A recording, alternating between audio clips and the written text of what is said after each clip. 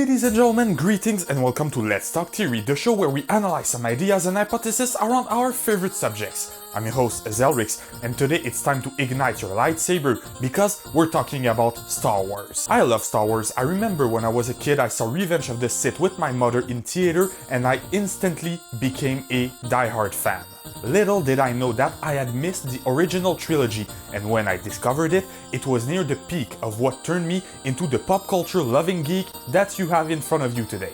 But since it's Star Wars, there are still a buttload of unanswered questions, and today we're diving in the lore to once again try to understand the mysteries the saga has hidden from us around Master Yoda. I know, I already made this theory a while ago.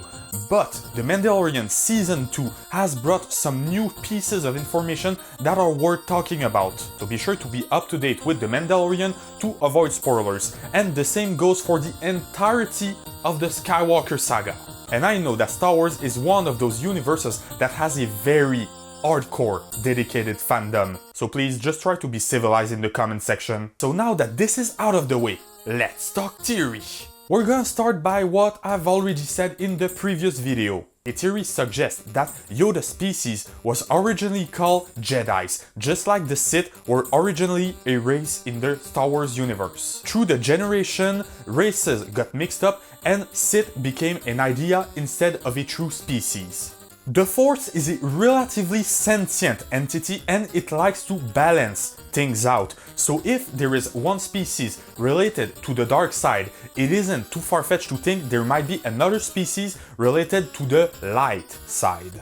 This theory is supported by the fact that every single member of Yoda's race, whether it is in the movies, in the comics, in the books, in the video games, are Jedis. Or at least in Grogu's case in The Mandalorian, were raised by Jedis since he's still a baby, making it the only species in the entire Star Wars universe, canon or not, 100% made of Jedis. Then there is the fact that they are crazy powerful. Yoda and Yaddle both sit at the Jedi Council, Yoda himself being the Great Master of the Jedi Order.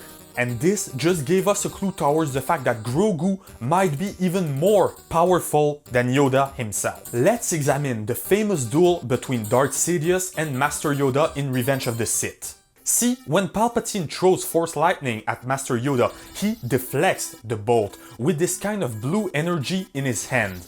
This energy, it is the Force manifesting its power through physical appearance. At this point, Master Yoda was the only Jedi capable of doing so. In Mandalorian Season 2, we can see Grogu meditating. And when he meditates at the Jedi Temple, this energy is present, but there is far more of it. So whether Grogu is more powerful than Yoda or not, you can't deny the fact that he is crazy powerful even by the Jedi standards. Also, Ahsoka said that he lived on Coruscant, but we never saw him nor did we hear of him. If he is so powerful, why did the Jedi hit him? Maybe because Grogu isn't a normal being. Maybe Grogu is Yoda's attempt at creating the ultimate Jedi, the Chosen One, supposed to bring balance to the Force. The Chosen One prophecy is an ancient Jedi legend that says that one day a powerful Force-wielding being will bring balance to the Force. Although today we know that Anakin is the Chosen One, it can't be Grogu.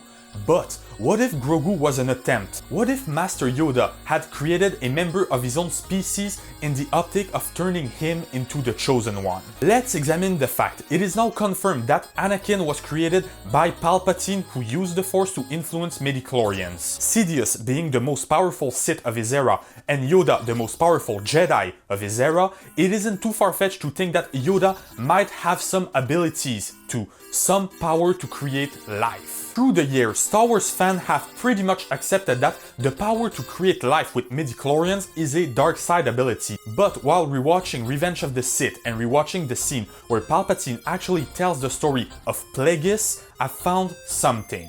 Yes, Palpatine said that Plagueis was a Sith. He said that he could use the dark side to prevent his loved one from dying, but he never said that the power to create life itself was a dark side ability.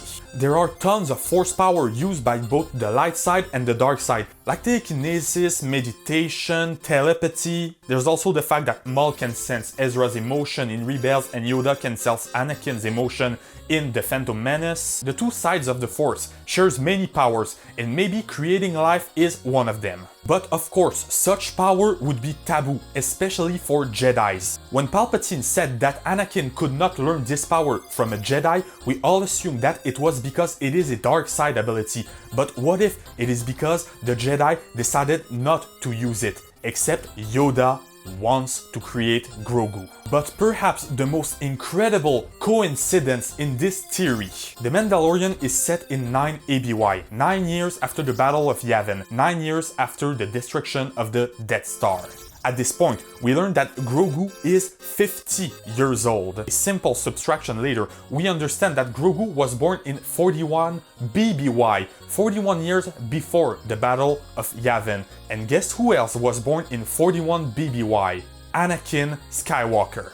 If we have the master of the dark side, Palpatine, creating a human, himself being a human for the dark side, maybe the most powerful light side user, Master Yoda, created a member of his own species using the light side. On both sides, we have a member of the specific race, creating another member of this race. So maybe when Palpatine created Anakin, Yoda felt it and he created Grogu, a member of his own species, an artificial being with power equal to Anakin's. So there you go guys, Grogu was actually an attempt from Master Yoda at creating the Chosen One and protect the Jedis and the galaxy against Darth Sidious. Tell me in the comments what are your theories on the Star Wars universe, and also tell me who is your favorite Jedi.